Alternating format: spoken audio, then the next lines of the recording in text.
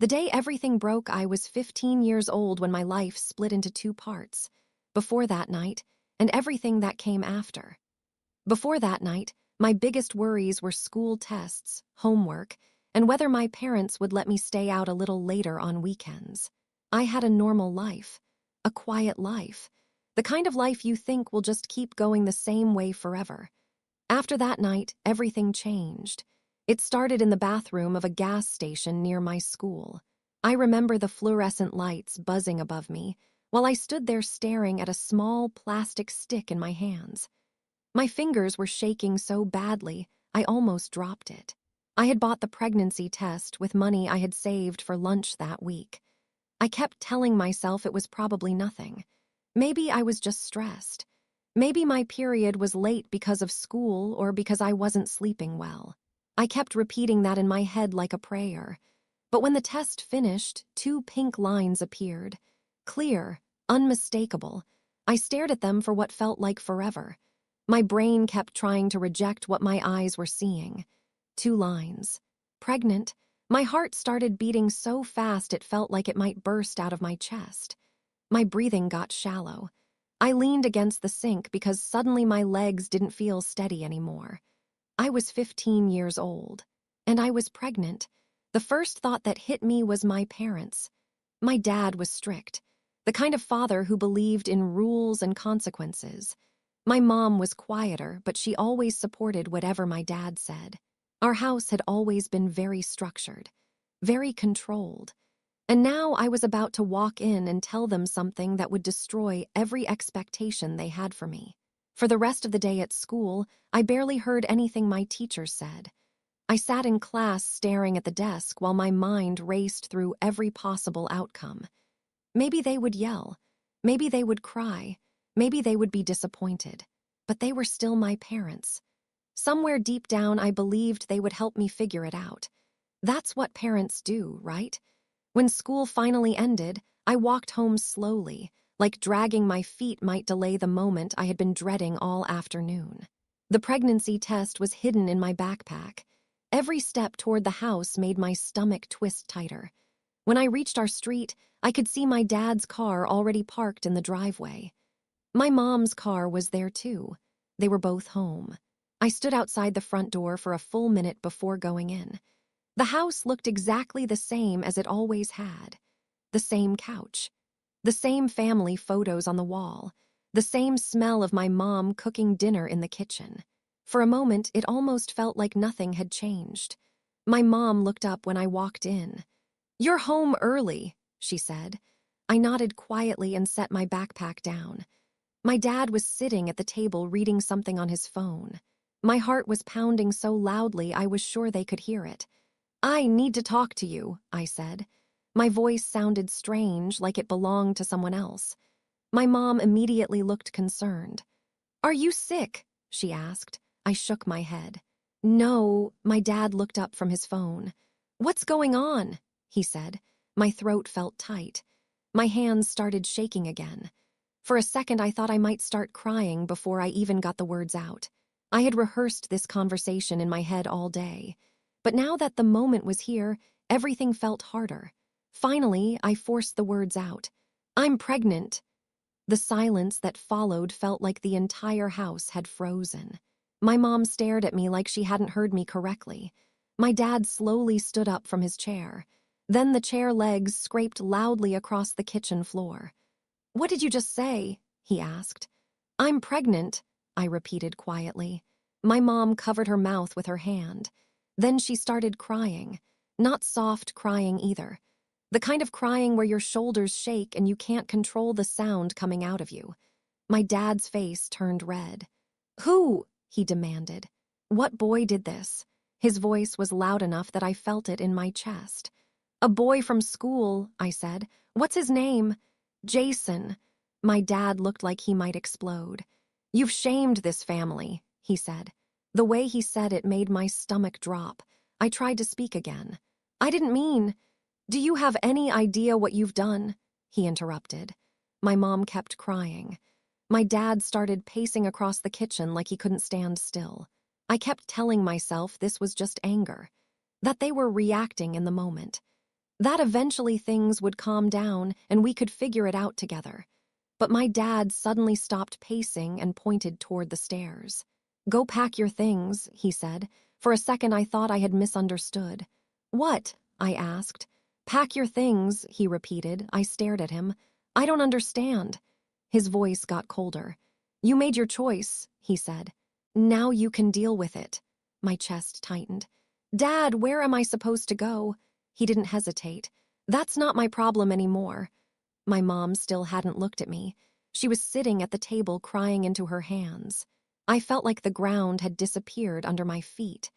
I waited for someone to say something different, for someone to tell me to calm down, for someone to say we would figure it out. Instead, my dad said the words that ended my old life. "You're not staying in this house." At first, I didn't believe my dad meant it. Parents say extreme things when they're angry. Everyone knows that. They shout something harsh, the moment passes, and later things calm down. That's what I kept telling myself while I stood in the kitchen. Maybe my mom would talk to him. Maybe they would send me to my room and we would deal with everything tomorrow. Maybe this was just the shock talking. But my dad didn't calm down. He walked past me, pointed toward the staircase again, and said quietly, "I'm not repeating myself. Go pack your things." The way he said it made something cold settle in my stomach. He wasn't yelling anymore. He sounded completely serious. Slowly, I turned and walked upstairs. My legs felt weak, like they might give out halfway up the steps. When I reached my bedroom, I pushed the door open and stepped inside. Everything looked exactly the same as it had that morning. My bed was unmade. My school books were stacked on my desk. A sweatshirt was draped over the chair where I had left it before school. For a moment, I just stood there staring at everything. This was my room, my space, the place where I had spent almost every night of my life, and suddenly it felt like I was already a stranger in it. Then I heard footsteps behind me. My dad appeared in the doorway. He crossed his arms and leaned against the frame like he was supervising. "Don't take all night," he said. My hands started shaking again. I grabbed my backpack and dropped it onto the bed. I didn't even know what I was supposed to pack. Clothes, shoes, school books. My entire life was in this room, and somehow I was supposed to fit whatever mattered into one bag. I grabbed a couple shirts and shoved them inside. Then a pair of jeans, some socks. My hands moved automatically, like my brain had disconnected from the rest of me. "Dad," I said quietly. He didn't answer. I turned toward him. "Please," I said. "I don't have anywhere to go." His face didn't change. "You should have thought about that before," he replied. "I'm still your daughter," I said, my voice breaking. For just a second, I thought I saw hesitation in his eyes, but it disappeared almost instantly. "You stopped acting like my daughter when you got pregnant," he said. The words hit harder than I expected. My chest felt tight. "Please," I said again, "just let me stay tonight. I'll figure something out tomorrow." He shook his head. "No." I looked past him toward the hallway. "Mom," I called softly. There was no answer. She never came upstairs. She never said a single word. That silence hurt almost as much as what my dad was doing. I kept packing. Not because I knew what to take, but because my dad was standing there watching. When I finally zipped the backpack closed, it barely looked full. One small bag. That was apparently everything I was allowed to take with me. My dad stepped away from the doorway. "Let's go," he said. The walk downstairs felt unreal. Every step creaked under my feet the same way it always had. The same family photos lined the wall beside the staircase. Pictures of birthdays, holidays, vacations, all the proof that we had once been a normal family. When we reached the front door, I stopped. "Dad," I said quietly. He opened the door. Cold night air rushed into the house. "Go," he said. I stepped outside slowly, gripping the strap of my bag. The porch light flicked on automatically. For a moment, I just stood there waiting for him to say something else, anything, but he didn't. The door shut behind me, and then I heard the sound that stuck with me for years. The lock turning, the click echoed in my head. I stood there staring at the door. Inside that house was everything I had ever known. My room, my childhood, my parents, and now I wasn't allowed back in. After a few minutes, I walked down the driveway. My legs felt numb. I didn't even know where I was going. The street looked different at night. Darker, quieter. Most of the houses had their lights off. Families inside, warm, safe. I pulled my phone out of my pocket and stared at the screen. There was only one person I could think of to call. Jason. My hands shook as I dialed his number. The phone rang twice. Then someone answered. But it wasn't Jason, it was his mother. "Hello," my throat tightened. "Hi, is Jason there?" There was a pause. "Who is this?" "It's Emily." "From school." I heard her call his name somewhere in the background. A few seconds later, Jason picked up. "What?" he said. His voice sounded annoyed. "Jason," I said, trying not to cry. "My parents just kicked me out." There was silence for a moment. Then he sighed. "What do you want me to do about it?" My chest tightened. "I just need somewhere to stay tonight." More silence. Then I heard his mom asking him what was going on. Jason covered the phone for a moment. When he came back, his voice sounded different. "You can't stay here," he said. "Why not?" I asked quietly. "My parents said no." "Jason, please." "Look, I gotta go," he said. And then the call ended, just like that. I stared down at the screen. Call ended. The only other person who had anything to do with this was gone too. I stood there on the sidewalk for another minute, trying to figure out what to do. But my mind felt completely blank. Eventually, I started walking. I didn't have a destination. I just walked through the neighborhood until I reached the small park near our street. There was a wooden bench under a dim streetlight. I sat down slowly. The night air felt colder now. Cars occasionally passed on the road nearby, their headlights sweeping across the grass before disappearing again. I wrapped my arms around myself and stared at the ground. Just a few hours earlier, I had been sitting at the kitchen table in my parents' house. Now I was sitting alone in a park, pregnant, with one small bag of clothes, and nowhere to go. That was the moment the truth finally hit me. I wasn't just in trouble anymore. I was completely alone. I sat on the park bench for what felt like hours. At first, I kept telling myself maybe my dad would calm down. Maybe he'd come outside and look for me. Maybe my mom would step in and tell him this was too much. Every time I heard a car pass, I looked up, hopeful. But no one stopped. The cold sank into me, through my jacket, into my bones. My phone battery blinked 20%, and I realized the night was getting longer. Where could I go? Jason had said no. Most of my other friends still lived with their parents. Showing up at their doors at nearly 11 at night and explaining this, I couldn't. The thought of spending the night outside hit me like a punch.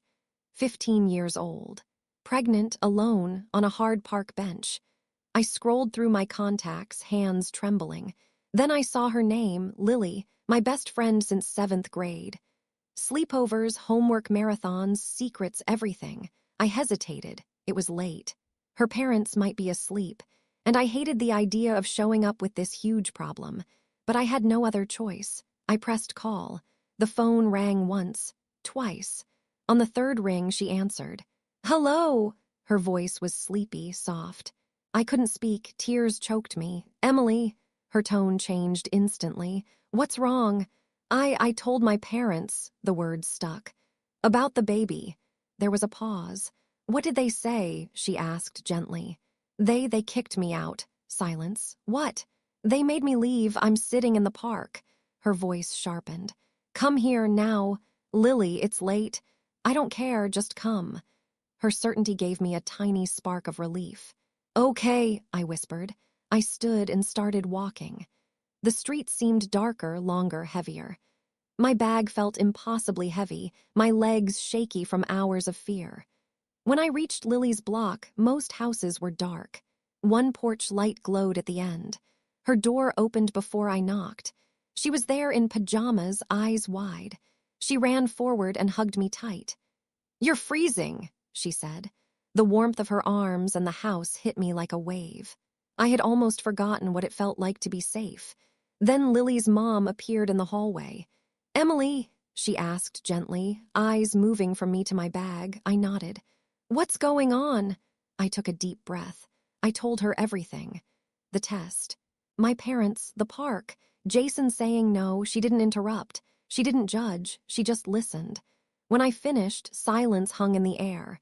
Then she stepped aside, opened the door wider. "You're not sleeping outside tonight," she said. Tears welled up again. I whispered, "Thank you." "You can sleep in Lily's room," she added. Lily grabbed my arm, guiding me down the hall. "We'll figure out everything else tomorrow," her mom said. That night, I lay on the floor of Lily's room, blanket and pillow beneath me. Lily slept on her bed. The house was quiet, but my mind raced. Everything had changed in just a few hours. My parents had kicked me out. Jason had disappeared, and the only place I had left was a friend's home. The next morning, the smell of breakfast drew me to the kitchen. Lily's mom was already there, a quiet presence with a cup of coffee. She gestured for me to sit. "What's your plan?" she asked. I looked down at the table. The truth was brutal. I didn't have one. 15 years old, pregnant, and living in someone else's house. The next morning, sunlight filtered weakly through the blinds of Lily's bedroom. It felt unreal, like the world had moved on while I was frozen in that night of fear and disbelief. But the morning light didn't erase my reality. It made it heavier.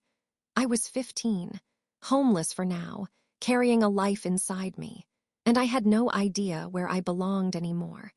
Going back to school felt like stepping into a stranger's world. Hallways that used to be ordinary now felt like minefields.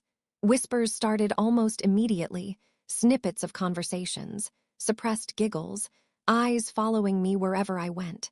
Some were curious, some were cruel. Every glance reminded me I no longer fit into the normal rhythm of teenage life. Teachers weren't much better. A few offered quiet words of encouragement, but others treated me like a cautionary tale, a life already doomed. Their subtle glances, sighs, and hushed tones made it clear I was being judged. Every day I walked in with the weight of eyes on me, and then there was Jason. I tried calling at first, hoping he'd step up, that he'd understand. His responses slowed, grew distant. Eventually, he disappeared entirely. The boy whose name once made my heart race now felt like a ghost. The baby wasn't his problem anymore, and I was left carrying everything alone. At Lily's house, I found temporary refuge, but the guilt was constant. Her parents were generous, kind, understanding, but I could see the strain. Tired glances, gentle reminders about chores or curfews, small hints that I was an intrusion. I wasn't supposed to be there. I was living in someone else's life.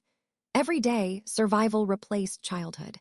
School, friends, homework, they became luxuries I couldn't afford.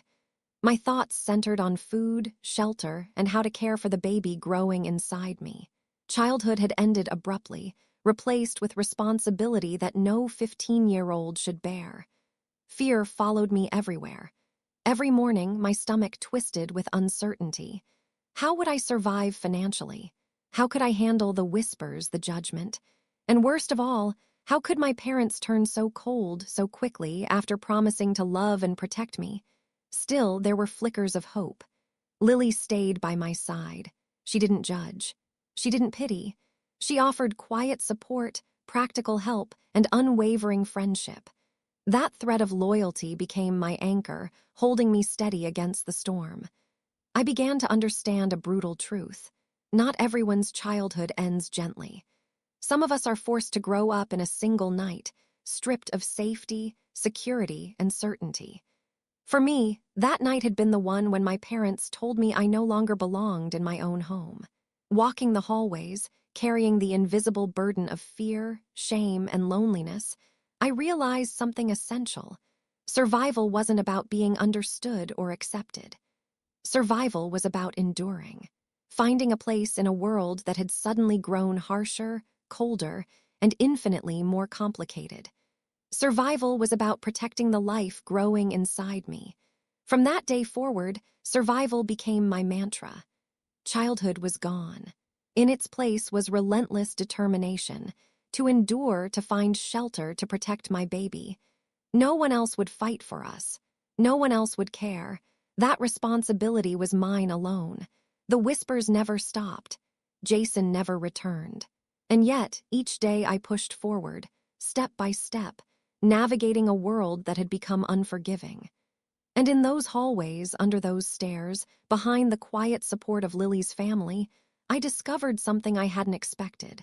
I was capable of surviving, even if it meant leaving behind everything I had known, even if it meant building a life from scratch, even if it meant becoming someone entirely different from the child my parents had once loved. This was my reality, and there was no turning back. The months that followed were some of the hardest I would ever face. Life became a blur of exhaustion, fear, and responsibility that felt far too heavy for a 15-year-old. Each day was a careful balancing act, survival and preparation intertwined in ways I'd never imagined. Sleep became a luxury I couldn't afford. Even when I managed a few hours, my mind raced. How would I pay for diapers? How would I keep myself and my baby safe? Where would we live once Lily's home couldn't hold us anymore? I took every job I could find. Babysitting, cleaning houses, running errands, anything that earned a few dollars. Every coin became a lifeline. Every note felt like a promise to my unborn child. I would do everything in my power to survive and protect him. But no matter how hard I worked, fear never left me. It clung to me like a second skin, a constant reminder. I was alone. No one would save me if things went wrong.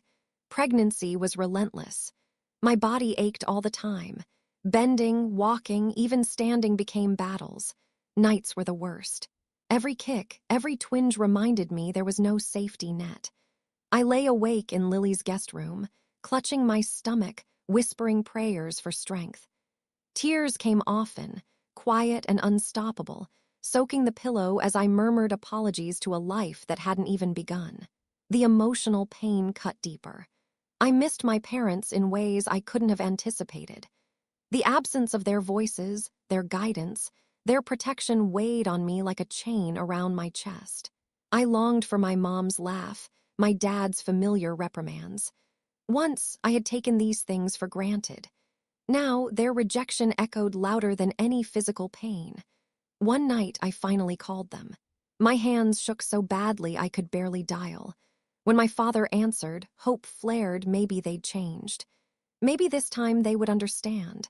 But the moment he realized it was me on the line, that hope vanished. He hung up. Silence, sharp and cold, burned through me.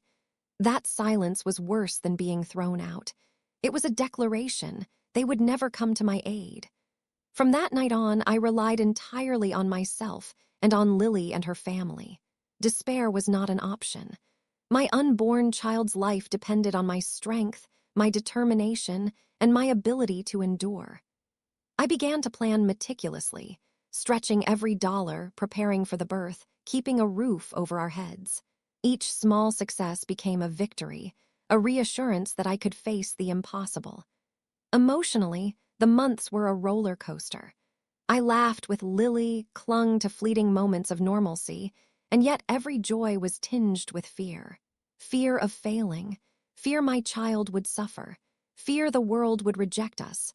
I mourned the life I had once known, the life of a carefree teenager. As my pregnancy advanced, my resolve hardened.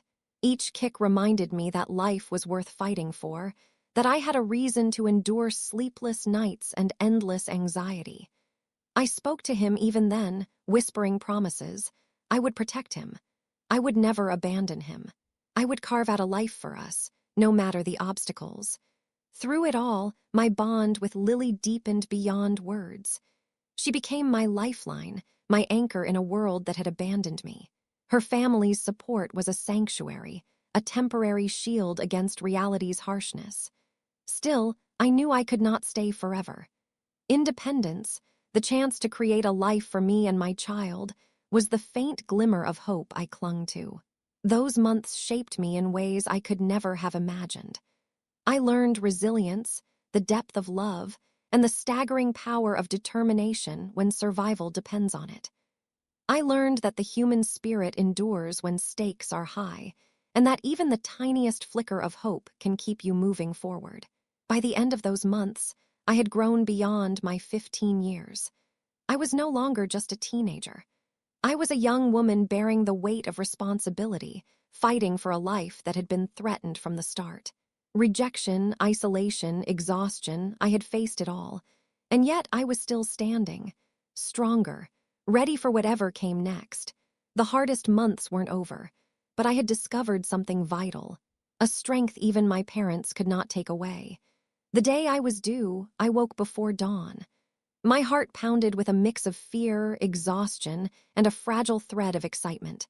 Sleep had been impossible. Even in the quiet darkness of Lily's guest room, my mind raced. How could a 15-year-old girl bring a life into the world? Lily's mom drove us to the hospital. Every bump in the road made my stomach clench. Every turn felt like it might topple me into panic. I gripped the small bag at my side as if it were a lifeline. Lily sat beside me, quiet but steady, her presence a faint anchor in a sea of terror. Outside, the city was waking, unaware that a small, desperate girl was about to face the most profound challenge of her life. The hospital was a labyrinth of sterile corridors, fluorescent lights, and anxious faces. Nurses led us to a room that would become the center of my existence. I lay on the bed, cool sheets beneath me, and realized the contractions weren't just discomfort. They were pure physical proof that this was happening. My body shook uncontrollably. Each breath felt like a battle. Hours blurred together. Pain, exhaustion, and determination mingled until I could barely remember the world outside the room. There were moments I felt certain I couldn't go on, that my body would fail me. But the nurses guided me with calm authority. Breathe, push, hold on. I clutched Lily's hand through the worst waves, the warmth of her palm reminding me I was not completely alone. Fear coiled in every corner of my mind. What if the baby was hurt? What if I couldn't do this? What if everything I had fought for slipped away? And yet, through the terror, clarity emerged. Every contraction, every scream of pain was a step toward something miraculous. I was creating life, a life I alone had the right to protect and nurture. Then, finally, it happened. A tiny, piercing cry filled the room. Fragile, perfect. Alive, tears streamed down my face as the nurse placed him in my arms. He wriggled, delicate and warm, his tiny heart hammering in a rhythm that mirrored my own. I whispered his name. Noah. The world narrowed to the small bundle in my arms. Every hardship, every tear, every sleepless night crystallized into this moment. He was here. He was mine. My chest swelled with a fierce, protective love I hadn't known existed, a love that erased fear and replaced it with resolve. For the first time in months, I breathed fully, deeply. No longer shallow, anxious breaths, but grounding, life-affirming ones. Nurses fussed with him, but I barely noticed. My focus was on him, on the life I had fought so hard to protect. In the quiet lull that followed, I reflected. The night I was thrown out, the park bench where I had cried, Jason's silence, my parents' rejection, all of it had led me here. To him. To this life I now had to shape. The fear and self-doubt lingered, but they were tempered by purpose. Noah depended on me. I would ensure his safety, love, and warmth, no matter what the world threw at us. I sang to him softly, whispered promises into his tiny ears, vowing he would never feel the despair I had felt. As night fell and the hospital grew quiet, I held him close. I thought of the years ahead, challenges, sleepless nights, triumphs, laughter. The birth had been terrifying, exhausting, and miraculous. But it was also the beginning of something extraordinary, a life defined not by fear or abandonment, but by resilience, hope, and love. Noah's first cry was a declaration. Life could start anew. Hope could exist even in the darkest times, and I had survived to witness it. I was no longer just a girl running from the world.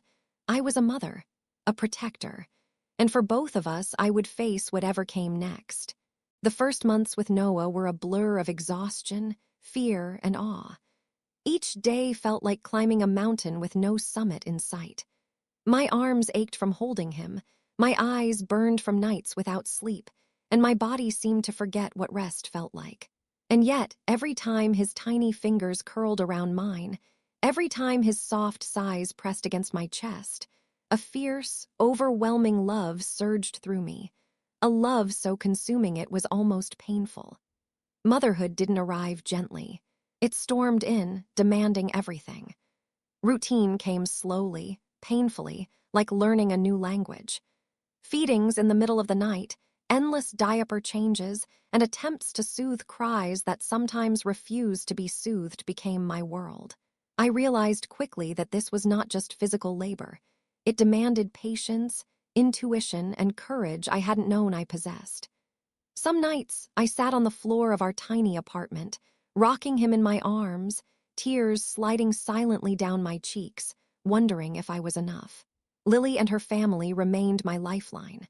Her mom offered practical guidance and gentle reassurance. Lily herself became my confidant, checking in daily, sometimes just sitting quietly so I wouldn't feel entirely alone. Yet no one could carry the weight for me. Every decision, every choice, rested on my shoulders. The safety and happiness of this tiny life depended entirely on me, and the responsibility was both terrifying and exhilarating. Motherhood demanded more than care, it demanded connection. I had to learn his language.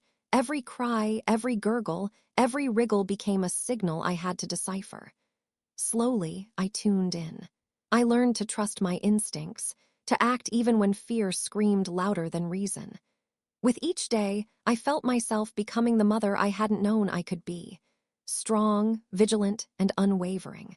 Sleep became fragments stolen between feedings. I learned to function on hours, sometimes minutes of rest. Exhaustion was constant, but so was the joy in small victories. His first smile, the moment he rolled over, the tiny hand that clasped my finger with all its strength. These moments reminded me that every sacrifice, every sleepless night was worth it. There were nights of despair, 2 hours of crying that no amount of rocking, singing, or holding could soothe. I would collapse, clutching him tightly, my love tangled with helplessness. I questioned myself constantly. Was I enough? Could I give him a life beyond my own limitations? And yet, somehow, I found resilience I didn't know existed. Somehow, I carried on because I had to. The shadow of my parents' rejection lingered, a quiet ache in my chest. Their absence was a reminder that love and safety were not guaranteed. But I resolved that Noah would never know that emptiness. Every story I read, every gentle word, every hug, every kiss became a brick in a foundation of unconditional love. I would be his shelter, his constant, his home. As the weeks turned into months, small victories became milestones. Feedings blended with schoolwork, doctor visits, and job applications. Tears mixed with laughter. Love became fuel, driving determination beyond what I ever imagined possible. Motherhood revealed itself as a series of evolving challenges, each one testing my patience, endurance, and heart. The victories were quiet, incremental, deeply personal. A smile in response to my voice, a day when he slept through the night, a meal prepared without incident. Progress wasn't perfection, it was presence. Even as doubts lingered, wondering if my youth would ever be enough, Noah reminded me daily that my efforts mattered. His laughter, curiosity, and recognition of me revealed the bond I had built, the resilience I was instilling, the love I had cultivated. By 6 months, I saw it, the reflection of survival, courage, and devotion in his tiny, bright eyes. Motherhood was transformation. It reshaped me, revealing depths of patience, love, and strength I never knew I had. I was no longer the girl who had been abandoned. I was Noah's mother, his protector, his first home, and the unwavering source of love he would carry with him forever. In that role, I discovered a clarity of purpose, a determination, and a heart capable of moving mountains. After the relentless whirlwind of Noah's first months, life began to find a fragile rhythm. Exhaustion lingered like a shadow I couldn't shake, but small victories started to surface. Feedings spaced out. Naps lasted longer. His cries became babbles, coos, and bursts of laughter. It wasn't perfect, it never would be, but it was real, tangible. Mine. I had survived the impossible, and now I was beginning to thrive. Graduation day arrived like a beacon. Walking across the stage, cap and gown on, with Noah's tiny hand clutching mine, I felt a pride I hadn't known I could carry. Every sleepless night, every tear, every moment of despair had led to this. That diploma wasn't just paper, it was proof. Proof that I could balance responsibility and ambition, proof that my past didn't define my future. Those who had doubted me, teachers, classmates, even my parents, had no idea what I had accomplished. Next came employment. I took a small job at a local grocery store, a role most teens would shrug at. For me, it was a lifeline. Each paycheck represented independence, each shift a testament to resilience. Learning to budget, stretch every dollar, and save purposefully became a game of survival. The first time I paid for groceries without borrowing from Lily's mom, tears sprang to my eyes, a raw mixture of pride and relief. Securing our own space was a monumental step. Months of saving, scrimping, and navigating the hurdles of renting as a teenage single mother led us to a tiny apartment. The paint chipped, the floors creaked, the rooms were small, but it was ours. That first night, holding Noah in the quiet hum of the city outside, I cried, not from exhaustion or stress, but from relief. Finally, we were home, truly home. Noah's milestones became my measure of progress. First steps wobbled across the living room. First words, "Mama," exploded from him with pure joy. Each achievement reminded me that despite my youth, my struggles, and the rejection I had endured, I was succeeding. I was not just surviving. I was creating a life filled with love, stability, and opportunity. Challenges remained. Exhaustion still knocked at the door, bills piled faster than I could manage, and Noah's fussiness tested my patience daily. Fear lingered. What if I failed him? But slowly, I learned strategy and resilience, learning to navigate the world with a determination forged from necessity. I became adept at balancing schedules, stretching resources, and finding creative solutions to problems that once felt insurmountable. I carved out small moments of normalcy. Weekends brought park visits, story times, and simple meals that became traditions. Noah's laughter filled the apartment, a constant reminder of why every sacrifice mattered. I grew confident, not just as a provider, but as a mother shaping his world, guiding him, and nurturing his joy. Relationships expanded gently. Lily remained my anchor, her family a safety net I could rely on. A few friends emerged who respected my responsibilities and the life I was building. The social stigma that had once made me feel invisible faded, replaced by quiet pride. I was no longer defined by rejection. I was defined by resilience, love, and determination. As months turned to years, the stability of our little life became evident. Noah explored the world with curiosity, learning to share, to play, to grow. I watched him, amazed by his resilience and joy. Every milestone became a quiet victory, not just for him, but for me, proof that my sacrifices were not in vain. Slowly, I allowed myself to dream again, not wildly, but realistically. Continuing my education, improving my career, building a better home. Possibilities that had seemed impossible at 15 now felt attainable. The past would always be a part of me, but it no longer dictated the life I could create. I was capable. I was resilient. And I was building a future, one deliberate step at a time. By Noah's third birthday, our life had settled into a rhythm of love, laughter, and routine. I had learned to navigate the world as both mother and young woman, balancing responsibilities and dreams. Each day brought challenges, but also joy. I had created a home filled with security and love, things I had once feared I would never know. And in the quiet evenings, when Noah slept and the apartment was still, I allowed myself a private pride. We had made it. Against every expectation, against every obstacle, we had made it. I was no longer the girl abandoned at 15. I was a mother, a provider, a woman who had transformed adversity into a life worth living. That life, fragile yet strong, was ours, and I would protect it with every fiber of my being. Life after the storm of my teenage years didn't suddenly become easy, but it began to settle into a rhythm. Each day carved a pattern, and that pattern became the backbone of the life I was building for Noah and myself. I was no longer just surviving. I was learning to live, to balance responsibilities, and to nurture a tiny human who depended entirely on me. Early years blurred into work, parenting, and small victories, but every challenge reminded me of how far I had come and how much I had grown. I expanded my working hours, taking a second job in the evenings to supplement my income. Exhaustion was constant, and sometimes I could barely keep my eyes open during shifts, but every dollar earned was another brick in the foundation of Noah's future. Time became a tool I managed with surgical precision. Feeding schedules, school drop-offs, bedtime routines, meal prep, and rare pockets of rest all fit into a carefully calculated framework. My life had been turned upside down at 15, but now, 8 years later, I ran it with determination and focus. Noah grew faster than I could keep up with. First words, first steps, first bursts of laughter, each milestone both exhausted and inspired me.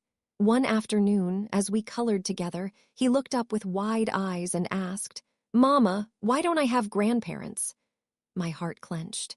I told him everyone's family is different, and for now it was just the two of us. I promised him he was loved deeply and completely, and that was true, but the question lingered, a sharp reminder of absence in his early years. Socially, I carved out independence carefully. I sought friendships with other parents who understood the balancing act of work and childcare. Gossip and judgment became luxuries I couldn't afford. Support and understanding were necessities. My world had narrowed in some ways, but it had grown richer in authenticity and love. Lily remained my anchor, her support unwavering, a reminder that I was never entirely alone. Her family continued to help when possible, but by this time, I had learned my own strategies for resilience and self-reliance. Financial stability remained a constant challenge. Even with 2 jobs, rent, utilities, groceries, and necessities were heavy burdens. I learned to stretch resources, budget meticulously, clip coupons, and shop secondhand. Every bill paid, every thoughtful purchase became a victory in a life that had once felt precarious. Work was no longer just a paycheck. It was security, independence, and a future Noah could count on. As Noah entered kindergarten, I watched him thrive despite, or perhaps because of the life we had built. He was curious, intelligent, and sociable, but he noticed what he lacked. Questions about grandparents became more frequent, more pointed.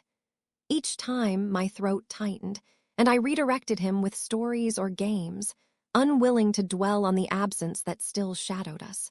These moments were painful, but they strengthened my resolve. Noah would never feel unloved or abandoned under my care. The memories of my parents' rejection lingered, unshaken. I often replayed the night they threw me out, the disbelief, anger, and finality. I grieved for the family I had lost and the teenage life stolen from me. At the same time, I celebrated what I had gained: independence, resilience, and the unconditional love of my son. The contrast was sharp, painful, and defining. My life was now mine alone to shape. No one else's actions could dictate my worth or future. Career-wise, I transitioned from retail to an office job. It required patience, learning, and confidence I hadn't fully developed as a teenager. But I approached it with determination, knowing stability would mean better opportunities for Noah. Initially anxious about judgment, I gradually earned respect from colleagues. Each paycheck represented financial stability and proof that I could succeed despite obstacles once thought insurmountable. Emotionally, motherhood alone remained complex. Frustration boiled over at times.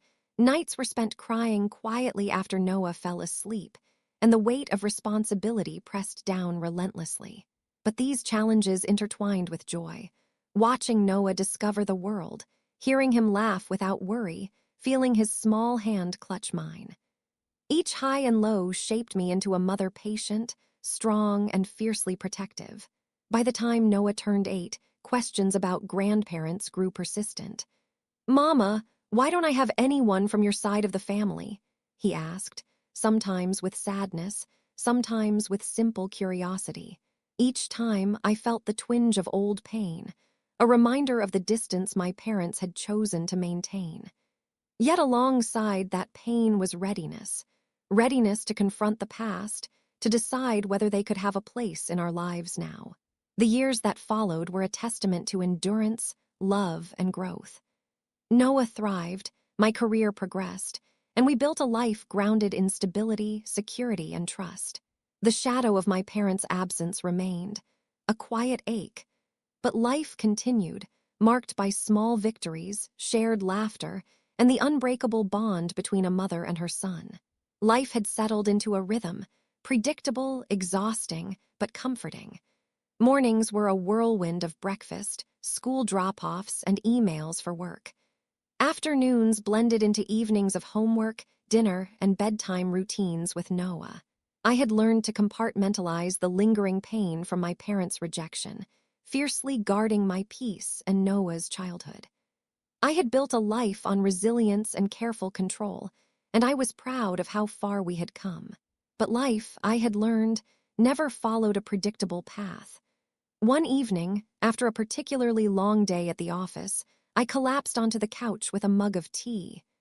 Noah was quietly playing in his room, and for the first time all day, I let myself breathe. My phone buzzed on the coffee table, a message notification. I reached for it, expecting a work update or a school reminder. The name on the screen stopped my heart. It was my mother. I froze. The mug nearly slipped from my hands. My body went cold as memories surged. The night they threw me out, the years of silence, the tears I had cried alone in the dark. 8 long years had passed without a single word from her or my father. Not a birthday card, not a call, not even a simple message to ask about Noah. Silence. Absolute, unbroken. And now her name appeared with a message request I had to tap to open.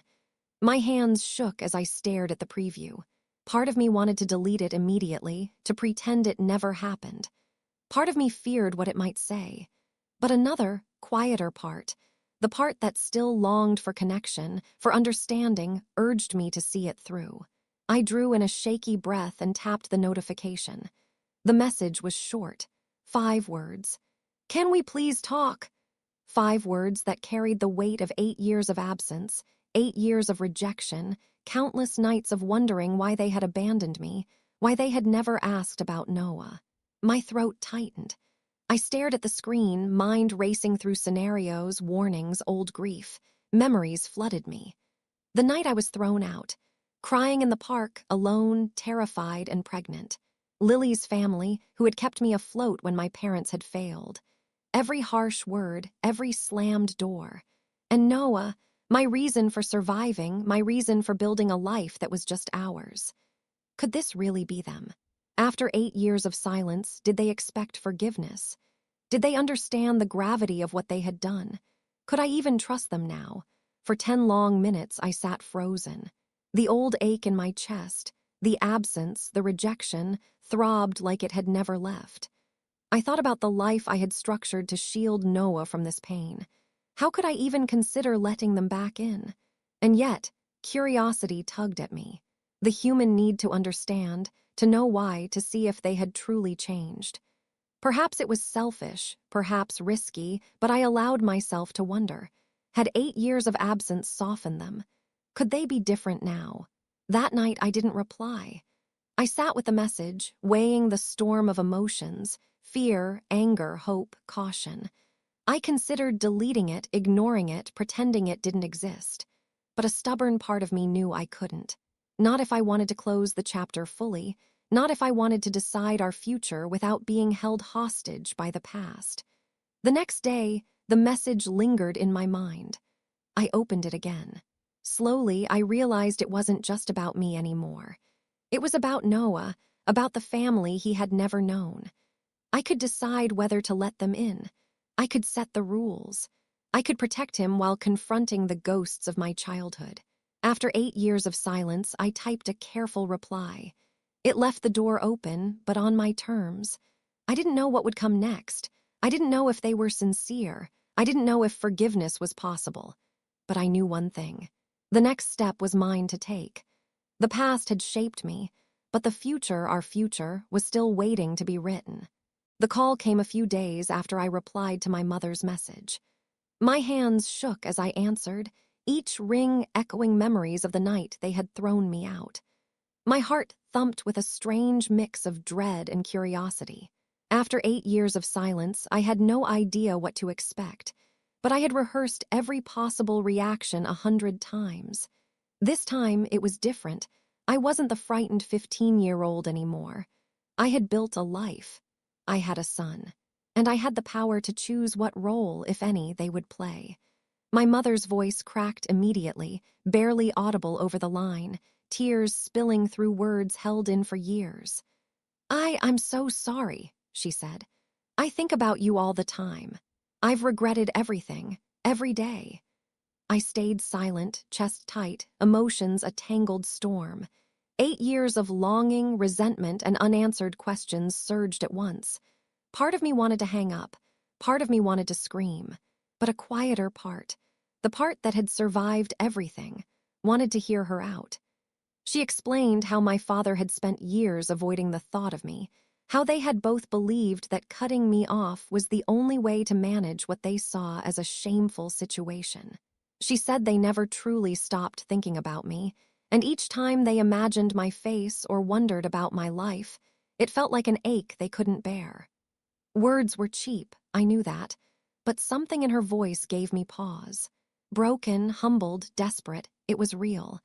Then my father spoke. Quieter than I remembered, weighted with age and subdued shame. I made the worst mistake of my life, he said, deliberate, as if he had rehearsed these words in front of a mirror for years. I don't expect you to forgive me, but I need you to know that I never stopped regretting what I did. And now we want to see him. We want to see Noah. I froze, my breath caught. This was the question I had feared most, the request to meet my son. The people who had once deemed me unworthy now wanted a place in his life. My mind raced through countless scenarios, considering the vulnerability of a child who had never known grandparents, the potential heartbreak, the consequences if they weren't genuine. And yet, curiosity tugged at me, too, wanting to see them face to face, to gauge if their change was real. I didn't answer immediately. I needed to remind myself of the boundaries I had built around my life. Forgiveness would not be automatic. Trust had to be earned. And this wasn't just about me anymore. It was about Noah, who had the right to meet only the people I allowed into his world. After what felt like an eternity, I spoke. My voice was steady, though my hands still trembled. We'll have to meet in a public place. No pressure, no expectations, just to see each other. My mother exhaled, relief flooding her voice. My father's reply was quieter, a whisper of gratitude. They agreed immediately, as if they had been waiting their whole lives for this moment. I hung up and sat staring at the wall. A mixture of anticipation and fear knotted in my chest. I had survived their rejection before. I had built a life without them. But now I had to navigate something far more complex, allowing them into my son's world. This wasn't about me anymore. This was about protecting Noah while confronting my own past. A few days later, I told Noah we were going to meet some new people.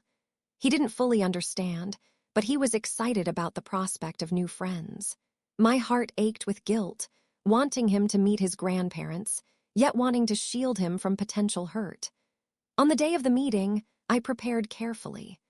Noah was dressed comfortably, a small picnic packed, and I reminded myself that rehearsing emotions doesn't work when the heart is involved. When we arrived at the park, I spotted them from a distance. My parents looked older, slower, undeniably nervous. Their eyes searched for me, hesitant, as if weighed down by the gravity of years lost. As we approached, my mother's eyes immediately filled with tears. My father hung back, a quiet figure waiting for my lead. Noah, curious and unafraid, walked up and asked, "Who are you?" My mother knelt, hands reaching gently, voice soft. "We're your grandparents," she said. Noah smiled politely, said hello. The simplicity of the moment struck me, the innocence of a child, the quiet power of connection to heal even years of pain. Watching them together, I realized that 8 years ago they had chosen to sever ties, but now I held the power to decide whether they would remain in our lives. This meeting wasn't just about reconciliation. It was about reclaiming control, defining boundaries, and protecting Noah while confronting the people who had once rejected me. And though the ache of betrayal lingered, so too did a tentative hope that maybe, just maybe, family could be redefined on my terms. Module 12. The meeting the day had finally arrived. I spent the morning preparing Noah, making sure his clothes were neat and packing a small snack for the park. He was buzzing with a mix of excitement and cautious anticipation, unaware of the weight this meeting carried. I, on the other hand, felt my heart pounding like a drum, 8 years of pain, fear, and longing all converging in this single afternoon. We arrived early, the late afternoon sun casting a warm, golden light across the playground. I spotted them immediately. My mother sitting on a bench near the edge of the swings, hands clasped tightly in her lap, shoulders slightly hunched, eyes scanning until they met ours. My father lingered a few feet behind her, arms crossed, moving cautiously as if afraid a wrong gesture could undo the moment. Older, lined, and slower, they were undeniably my parents. But in that instant, they were strangers trying to cross a chasm I had built for myself. I took a deep breath and approached, Noah's small hand in mine. The crunch of gravel beneath our feet felt deafening. My mother rose slowly, lips trembling, eyes brimming with unspoken apologies. She opened her arms in a tentative gesture, apologetic and hopeful at once. Noah, fearless and naturally curious, stepped forward on his own. He stopped a few feet away, tilting his head as if assessing the strangers before him. "Who are you?" he asked, voice pure and unguarded. My mother knelt, bringing herself to his level. Her voice was soft, a whisper that carried sincerity. "We're your grandparents," she said, extending her hand gently. Noah blinked once, then offered a small, cautious smile. "Hello," he said.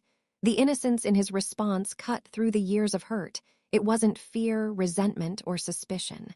It was openness, curiosity, and the natural wisdom of a child untouched by betrayal. My father stepped closer, voice low and steady. "It's nice to meet you, Noah," he said, casting me a quick glance, a silent acknowledgement that this encounter was more than casual pleasantries. It was fragile trust being laid brick by brick. For a few moments, the world contracted to the sound of children laughing in the distance, swings creaking, leaves rustling. I watched Noah, careful to note every gesture and expression. 8 years ago, my parents had chosen to sever ties. Now, I held the power to decide whether they would remain part of our lives. We spent the afternoon walking slowly through the park.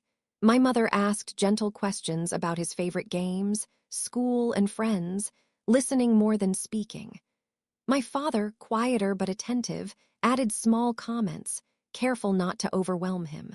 Every interaction, no matter how minor, felt monumental. I stayed close, observing, protecting, weighing every subtle cue. Trust would be earned here, not demanded. By the end of the afternoon, when it was time to leave, my mother knelt once more. "Thank you for letting us meet him," she whispered, tears glinting in her eyes. My father simply nodded, steady, quiet, respectful. Noah waved, and they waved back. Simple gestures, yet the weight behind them was immense. As we walked away, Noah looked up at me. "They're nice," he said simply. No judgment, no baggage, just observation. I felt a lump in my throat. 8 years ago, I had been cast out, deemed unworthy. Now I realized something profound. The past did not have to dictate our future. I had survived, protected my son, and now held the reins of reconciliation. This meeting didn't erase the past. It didn't heal all wounds or replace the lost years. But it marked the beginning of something tentative, fragile, and hopeful, a bridge between my parents and the grandson they had missed. And this time, the choice wasn't theirs. It was mine. Noah's safety, happiness, and trust would always come first. 8 years of fear, survival, and love had led to this moment. Watching my son laugh and explore nearby, I understood something deeply. We had endured, we had thrived, and slowly, cautiously, we could begin to heal together. Months turned into years, and the bridge we had begun to build that afternoon grew steadier, brick by brick. My parents didn't rush in, and I didn't let them. The visits were tentative at first, short afternoons at the park, a shared meal, small gifts offered without expectation. Noah approached each moment with the effortless curiosity of a child, free from the weight of past hurt, and slowly, so did I watched my parents navigate the new boundaries I had set. Their apologies became actions, showing up consistently, listening patiently, respecting my decisions. There were missteps, awkward silences, and moments of doubt, but they persisted. And I persisted too, learning that forgiveness wasn't a single act. It was a careful negotiation of trust, protection, and acceptance. Noah thrived in this new rhythm. He learned the names, voices, and faces of the family he had missed for so long. He brought home little drawings for them, shared stories about his school day, and even taught them games he had invented. In return, they celebrated his milestones: first bike ride, first school play, first day of middle school, with genuine pride. I watched from a distance sometimes, feeling the steady pull of hope mingled with the residual ache of what had been lost. As for me, the experience reshaped my understanding of family. I realized that love isn't linear, that people can fail spectacularly and still find a path back if accountability and patience exist. I also learned that protecting my child and giving him a secure foundation didn't require cutting off the possibility of connection entirely, but it did require vigilance, clarity, and courage. I had survived abandonment. Now I was navigating reconciliation with strength and purpose. Over time, the shadow of my teenage years lost its grip. My career grew, my home became a place of laughter and warmth, and my life was no longer defined solely by past pain. I still carried memories of rejection, but they no longer dictated my choices. Instead, they reminded me of my resilience and of the love I had fought to preserve. Watching Noah interact with his grandparents, I saw a future I had never dared to imagine when I was 15. A life where mistakes could be acknowledged, hearts could be mended, and a family could be rebuilt, not perfectly, but authentically. He learned that people could grow, that forgiveness was possible, and that love could arrive late but still transform everything. In quiet moments, when I watched him sleeping or playing in the yard, I reflected on the journey we had taken. From the park bench where I had wept alone, to the hospital room where I had held him for the first time, to the park that afternoon where he met his grandparents for the first time, I saw a story of survival, courage, and determination. Our life was still imperfect. There were challenges, disagreements, and reminders of the past. But the foundation was unshakable. A mother who had endured the impossible, a son who thrived in love, and the cautious, fragile restoration of family that had once seemed out of reach. I realized finally that what I had built was more than just a home or a life. It was a legacy of resilience. I had been abandoned, underestimated, and cast aside, but I had reclaimed my power. I had created a life defined not by fear, but by love, courage, and deliberate choices. And in that reclamation, I had given Noah something priceless: The certainty that no matter what the world threw at him, he would never be alone. The past had shaped us, yes, but it did not control us. We were no longer merely surviving. We were living together in a life we had fought for and deserved. And that, in the end, was everything.